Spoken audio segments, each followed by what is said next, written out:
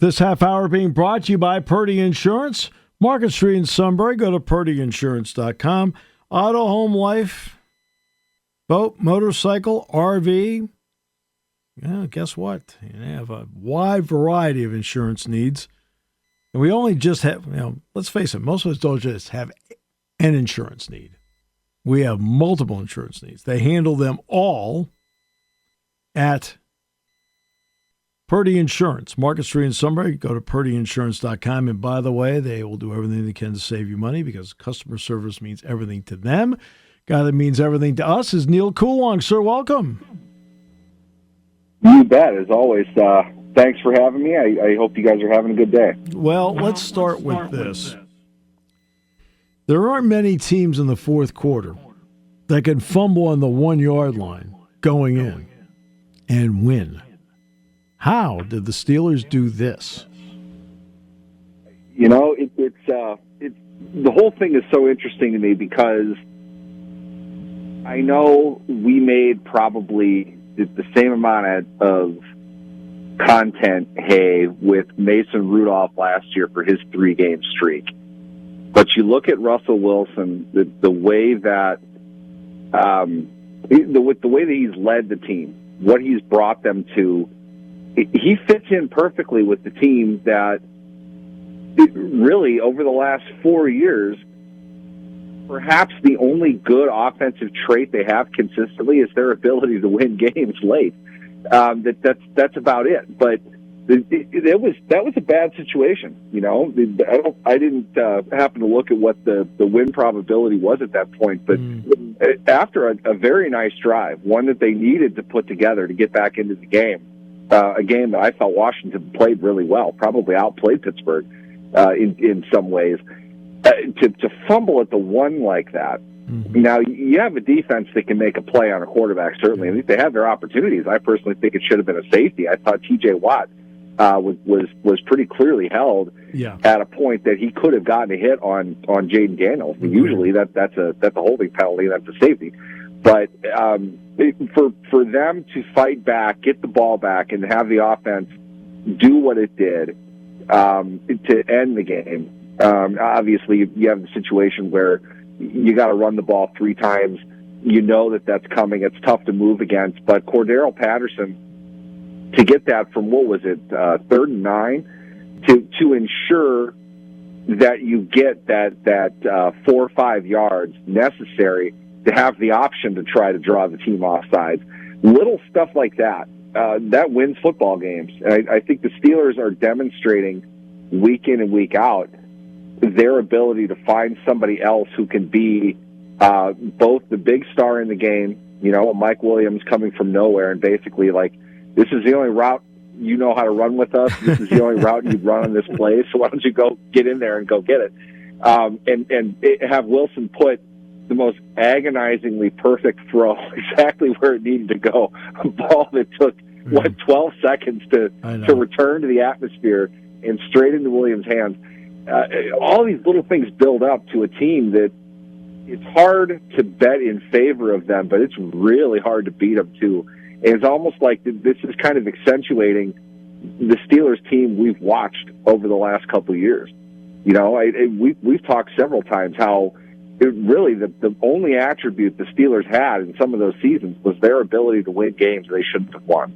They'd finished 9-7, 9-8 with bad rosters and 5 total upset miracle wins. And they did it week in and week out. I felt the Washington game was very similar to that. And my feeling was when Jaylen Warren fumbled at the 1 yard line, Washington got the ball back. Immediately, what I'm saying is that's game, and Washington doesn't have to do much to close this out. So because of that, I'm really excited to see how the Steelers are going to win this game, and they did. And they figured out how to do it, and with Russell Wilson at quarterback and his ability to fall away and still be able to deliver a ball accurately is really a stunning attribute at any age, including this one. Yeah, that's what I mean. It's almost just like he's built for this island of misfit toys offense that the Steelers have had. over the last couple seasons because he's at his best when it's imperfect. They're not on schedule a whole lot, though I will say we saw some pretty impressive stuff against Washington. It really seems like Arthur Smith has got this going in the direction that he would want it to go. I'm not sure we've really seen a streak like that recently in Pittsburgh, but Wilson is the straw that's stirring that drink. And a large part of that is, I believe me, I'm the first one to laugh at him. He's kind of dorky. He's not your traditional professional athlete. He really, really wants that shining star type of guy persona to be reflected everywhere. I understand that part of it, but it dude doesn't quit. And it's not lip service. He's playing hard every single play. And honestly, I don't think they would have won the last couple games with Justin Fields or any other quarterback. And it's not an ability thing. It's just that Wilson, he doesn't give up. And he's under pressure. That's when he's going to make a play. He doesn't quit on what he's doing. And it really seems like the offense is believing that. They're following him. For example, I don't know what he did with Broderick Jones, but you see it often enough. It really seems like Jones is rushing to help him up. Wilson's the first one he's going to after a touchdown is Jones. It really seems like there's something kind of developing between those two in terms of chemistry. And Jones hasn't played well in 2 consecutive games in his career, and he just did that. He might have just played his best game. Right. So you're getting buy-in from everybody, and I think it's that. When teams talk about needing to have character winning games, it's that ability, it's that kind of bond that you build that makes you not blink, as Mike Tomlin would say, late in games when you're down a bunch on the road, difficult situation to be in against a good opponent. They're playing their best football. They're making the plays they have to make. And with that, you're seeing a level of success that, frankly, I know the first half of the schedule wasn't very good, and nobody really would have thought going into the season that Washington was going to be much. Mm-hmm. Washington's a good football team. Yes, I don't care what anybody says. They played really well in large stretches of this game. This is one they're going to be kicking themselves over that they really should have won. Made a few more mistakes at the end, I think, than the Steelers did. But that's a playoff team. I wouldn't be surprised if they won a playoff game. They're really good. Yeah. For the Steelers to walk in and win that game, considering the adversity that they faced, certainly in the second half, very impressive. You have to, from a coach's perspective, you don't want to play the Steelers. I get that the Chiefs and the Bills and the Ravens are the tops of the AFC, but they don't want to play the Steelers. And I guess we'll find out this week how real the Steelers really are, and definitely a much more daunting task. But Baltimore knows what this Steelers team is capable of doing, and it's going to be a battle. All right, so we all know that they put a lot into the offensive line in the offseason, and guys have been hurt. Overall, how has this group played? I think they've been. Say this. I think at the end of the year, we'll look back on is kind of a, you show me your plan and I'll laugh, because they had a much different group in mind, I think, overall. Right. And they put good pieces in place. They've had to play kind of a game of musical chairs with them. I don't think anybody expected C.J. McCollum to make starts this season. Frazier has been hurt. He's played like a rookie. Mason McCormick, I think, is maybe been the best game in and game out. Siamalu wasn't right the first game, maybe 2 when he first came back, but he's back to a Pro Bowl level. And again, I've ripped on Broderick Jones enough. I feel like I owe him a good bit of credit. He's looked really good the last couple games. You might tap into the potential, the enormous amount of potential that kid has. You might really get dividends on that investment toward the end of the season. That's where it's kind of trending right now. To say nothing of the fact that there was a 2-year stretch, Steve, where I didn't rip on, 2-year stretch where I ripped on Dan Moore every single second. Yeah, that's right. And you really can't do that anymore. No. He's legitimately one of the better left tackles in the NFL. That's not hyperbole. He's doing it game in and game out. He's doing it in both phases, How many penalties has he committed this year? One, maybe. Yeah. I'm just saying that because I don't think it's zero. It's not very many. He's played very well, and this is a unit that has been patchwork. They've flipped guys in and out. It's becoming what you really hoped it could become, starting last year with where they were building it, and the massive investment that they put into the team this past year. Those guys getting thrust in to the spotlight early, they're getting excellent results. It's not the best they're going to be, though. And again, the main thing I would really tell people right now is you're happy with 7-2. That's great. They're not going to go 15-2 this season. I can guarantee you that. They've got a slobber knocker of a schedule the rest of the way. There's some really good teams in there that they're going to lock horns with. I don't think they're going to win all of those games. What I will say, though, is come week 15, week 16, if they stay healthy, you're going to be looking game to game at one of the best offensive lines in the NFL. They're growing to that level. This is what they were hoping to get from them, and I think it seems to be pointed in this direction. And I understand too. I'm not giving the division championship or anything. I'm not even saying they're going to beat Baltimore this weekend. I think you're going to see some of the best Steelers football late in a season coming up, just because they've put in all of this work. It's all starting to kind of come back to them now, and there's some excitement after a win. But really, you've got all the pieces that they've tried to put together for the last several seasons. I think it's finally coming together for them, and I think we're going to see an excellent team toward the end of the season. Let's see how long it takes them to get there. They're going to need to stay healthy, like anybody would. But they're on a good track. I think they have the ability to make some waves in the AFC. I know that people will make a big deal about Deontay Johnson coming back. To me, the big deal is whether Kyle Hamilton's going to play. He actually is a legitimate NFL player. To me, that's the one to watch for in this. If Hamilton plays, because I guess his MRI came back and they got good news out of it. How about that? But I think that he's a critical part to everything we're watching. Yeah, he's also a straw stirrer type of guy. They asked him to do a lot in the pass game and the run game. And as we've seen with Baltimore, they've struggled enormously in coverage. And it's not, in my opinion anyway, it hasn't been a physical thing nearly as much as a mental thing. Right. Guys are out of place. They're not getting lined up properly. This is, the back seven, not just the secondary. Really, all seven players involved with their coverage have been missing quite a bit. And some of that is, the lack of Hamilton recently, the not 100% status of Hamilton recently, but they're in a slump, and you don't really break slumps by having your best defensive player out. So that's a critical difference for them. Great all-around player, does a lot of things really well. Probably more disruptive around the tackle box than anything else. He's probably at his best stopping short passes, screens, flares, things like that.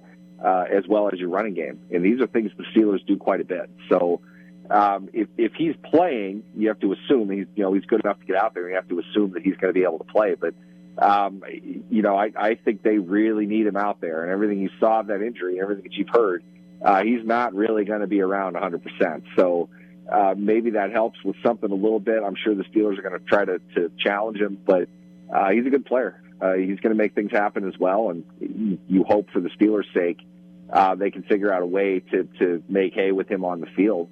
I'm not wishing for anybody to be injured, but without him in there, their defense is really in trouble. Well, that's what Lamar Jackson is interesting. People don't realize what the NFC record is. I think he's lost one game to an NFC team. That was the game with the Giants.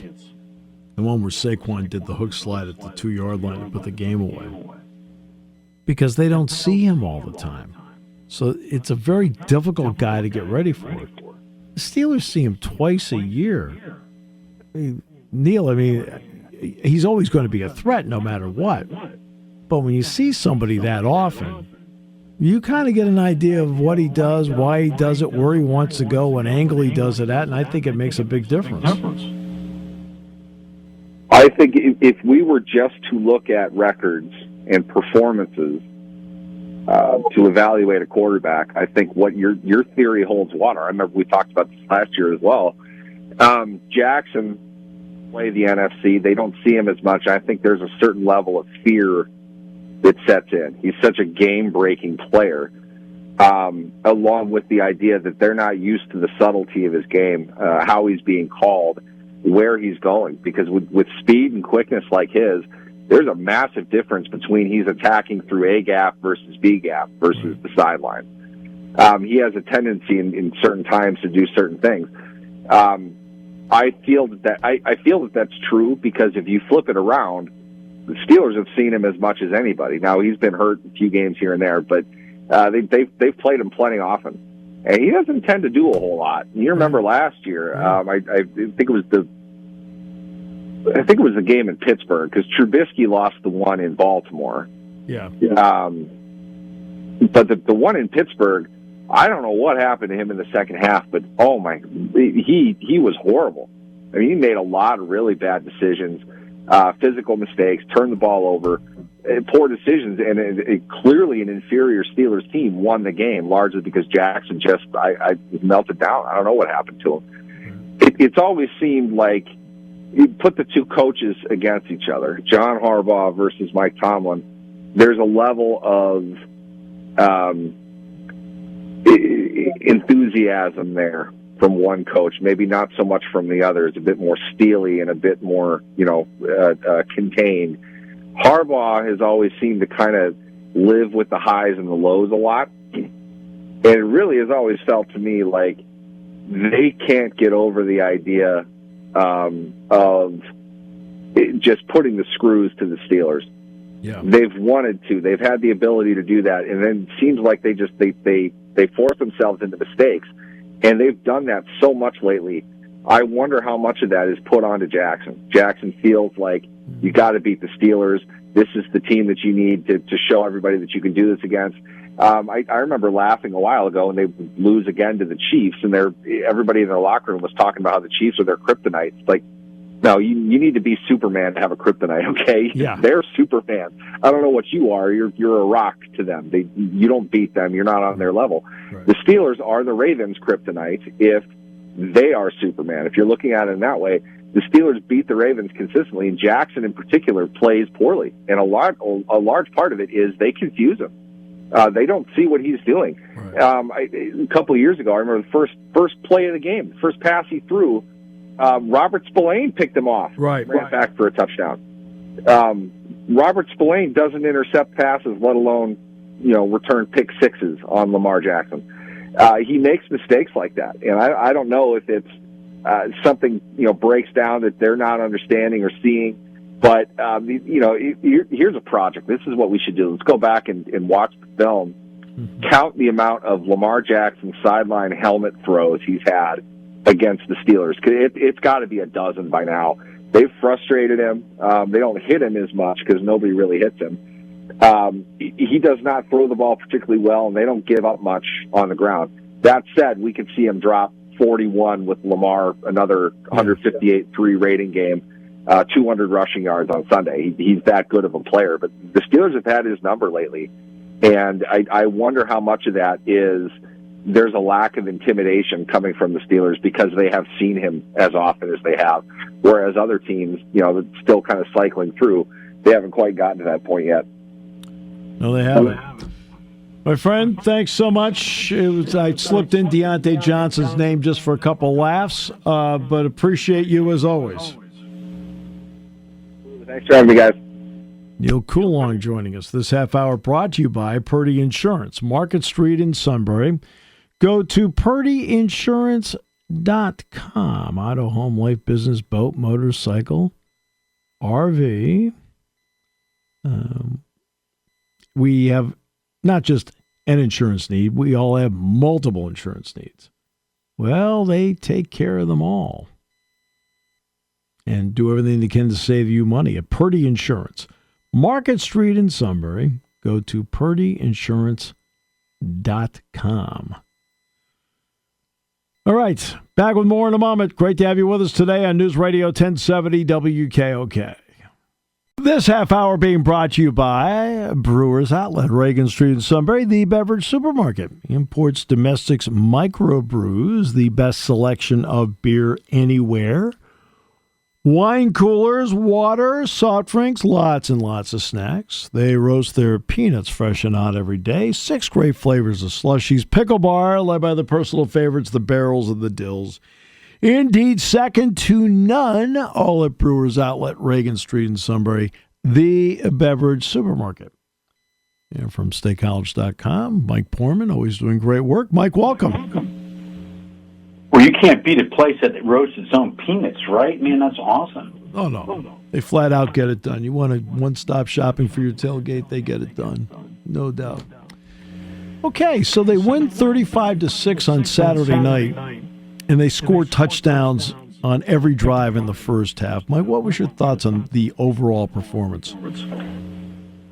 Well, thanks for asking, and I'll give you the answer that James Franklin deferred to on Saturday, and I think that half was, and you would know, you're better than me probably, but that half was the best half this season and maybe in a couple years. I mean, just complete football.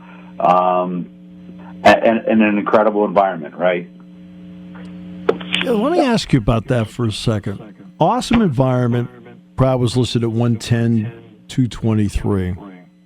But what was your thought? And you can't do anything about it now. You really couldn't do anything about it then. But the fact that he got put on Peacock instead of being on an over-the-air national broadcast. Well,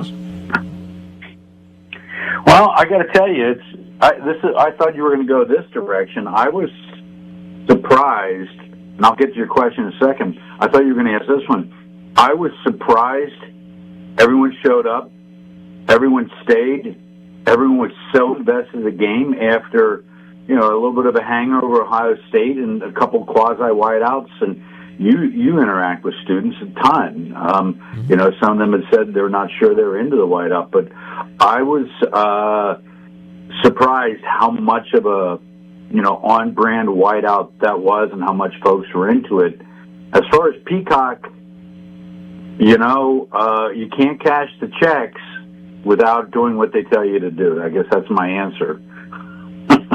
Well, no offense to Peacock, but Bowling Green and Kent State were made for Peacock, not this. See, and I think that to me that's a bad judgment call by the Big Ten. Well, when you're signing contracts over $1 billion for TV coverage, they're not paying for what you want. They're paying for what they want. Oh, I know. They're trying to drive subscriptions to Peacock. I got that part. Just like the Dolphins and the Chiefs playoff game last January was done to drive people to get subscriptions to Peacock. But, Mike, I've done this a long time. And in media, what are you trying to do in media? You're trying to get, quote, either as many eyeballs to read what you write. You're trying to get as many eyeballs to see what you're presenting. This doesn't do that. Oh, absolutely. And this is a sidebar of it. So right before kickoff, I get a notice from Peacock that says that a user has signed into your Peacock subscription in New York, New York. I text my daughter, a 2019 Penn State grad. I go, "Are you using my Peacock subscription?" And she emails back a little smiley face. Yeah, is that okay? So Peacock didn't get any money out of her either. When you got Peacock, did you get it for the Olympics and didn't drop it? But there was money for her and her boyfriend, who's a Penn State grad.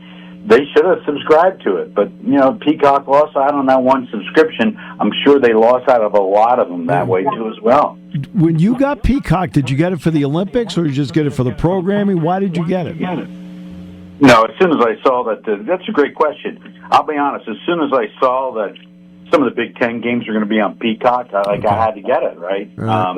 And that's what they're counting on. I guess that's the point. But, yes, if you're Penn State, you're disappointed. Absolutely. Okay, so you have a quarterback now in Drew Aller that's made 22 starts in his career. What are you seeing now in a Drew Aller that maybe we did not see last year with his initial starts? Well, that's a good question. Now, James had a great answer to that, the presser where you were at today, where he said that Drew looks comfortable almost all the time. And he does look comfortable. It looks like he's playing within himself, but at a high speed. And when he takes off, and James kind of said at the beginning of the year, you saw this, I'm sure, from a lot of practices, he is more mobile than folks had expected. But I think that goes to his comfort level and his confidence. And I think probably those two things more than anything else. I'm not a super mechanics guy, but I think, the intangibles, comfort level with the offense, with who he is, his decision-making, and then his confidence to pull it down, his confidence on when to thread it, his confidence to yell at guys on the sidelines. I love that stuff. I think those are the biggest differences in Drew Aller that we're seeing, and the team is responding. It's a team that, from a year ago, ended up losing 3 NFL draft picks, and a 5th-round pick, a 4th-round pick, and Olu was a 1st-round pick. Yet the offensive line at least seems to be playing better. Do you think they're playing better, and if so, why? Yeah, they do seem to be playing better. I think I think a little bit of the comfort level. I mean, they've been with Troutwine most of them, not Nick Dawkins, so I think it's in year 17 at Penn State, although I love Nick. He's the epitome of student athletes. But they're comfortable with Troutwine. And also, when you look at those losses, here's something no one else is talking about. But your pal and mine, Landon Tangwell, he would be a senior right now. Mm-hmm. And he was starting as a sophomore.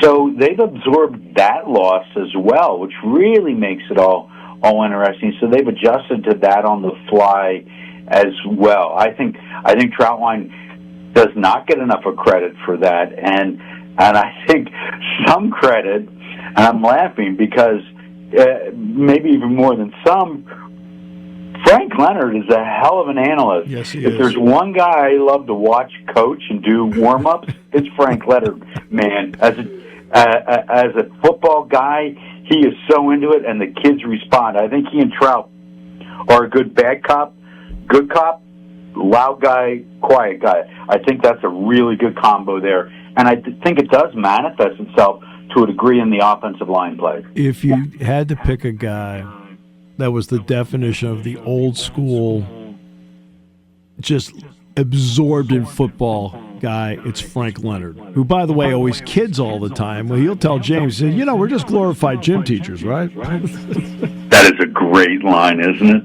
Yeah, I've heard him say it. But he's incredible that way. Tom Allen. A lot of focus will always be on an offense, and especially with the creativity we've seen from Andy and how they've executed. But they were going to go, and I don't know if I talked to you about this before or not, so if I have, Mike, please stop me. But for 8.5 months, they had planned on playing a certain way. And then K.J. Winston got hurt.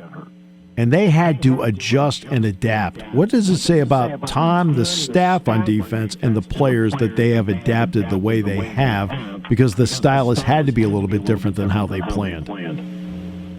I think it's really astute. I think a storyline for the season that has, and I'll be guilty of it as well. I'm sure you and Jack talk about it a lot.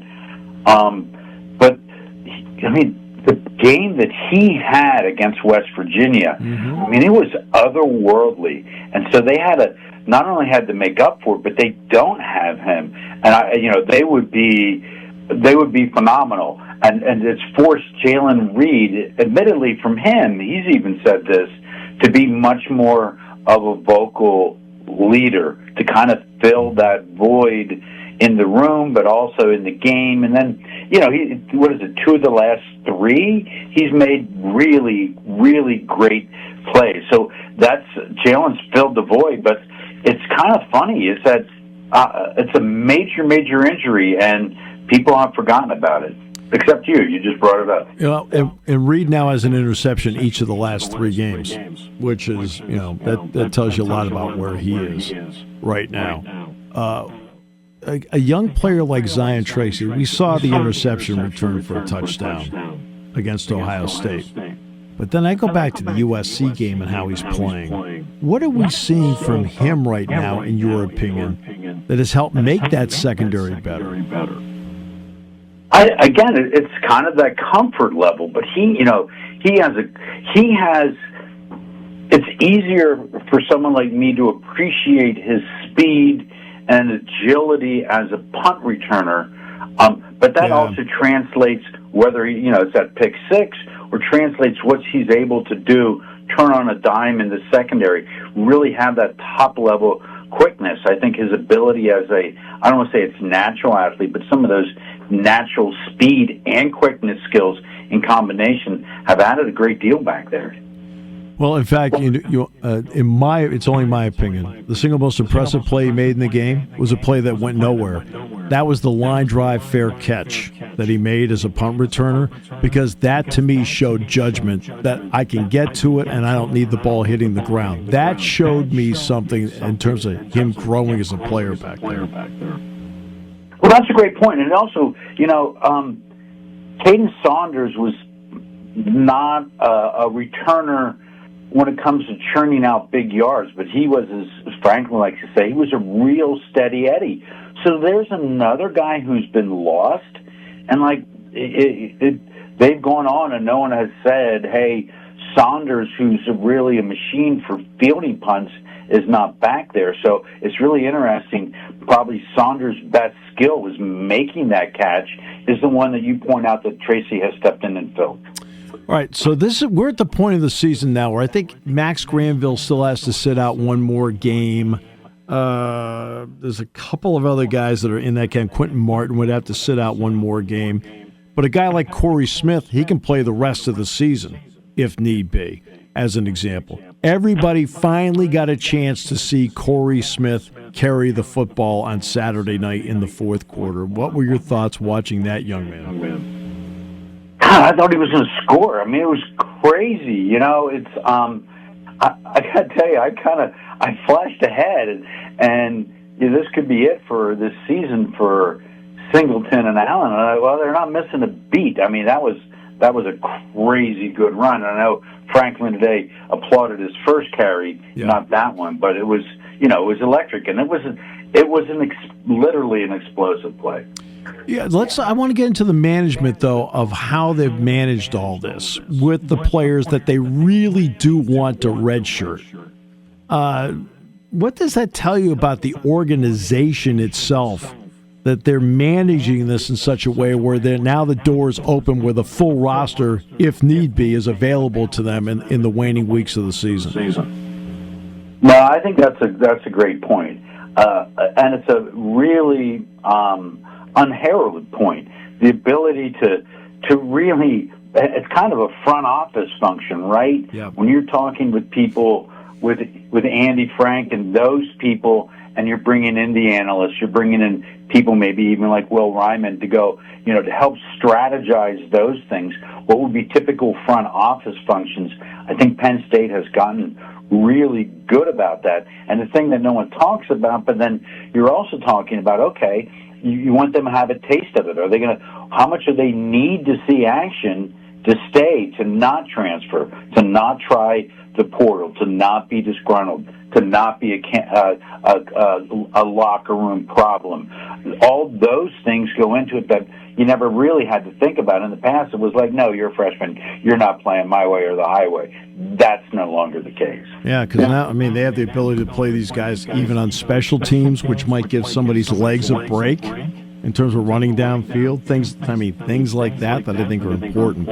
I brought up in the offseason, I'm really interested in your perspective, that when the expansions happened in the SEC, Texas, Oklahoma, and then in the Big Ten, that the Steve Sarkisian and Brett Venables, their jobs got more difficult, and the other 14 teams in the SEC, their jobs got more difficult.